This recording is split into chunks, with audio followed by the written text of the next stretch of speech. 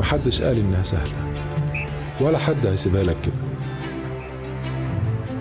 اللي طول عمره حطك في دماغه وحالف إن عمرك ما هتبقى حاجة. اللي بيتعبوا علشان تفشل أكتر ما بيتعبوا علشان هم ينجحوا.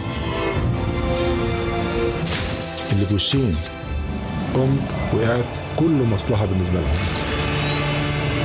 اللي ما شافوش قوتك وكتفوك وفهموك إن ده آخرك وهم ما يعرفوش إن ده أولك.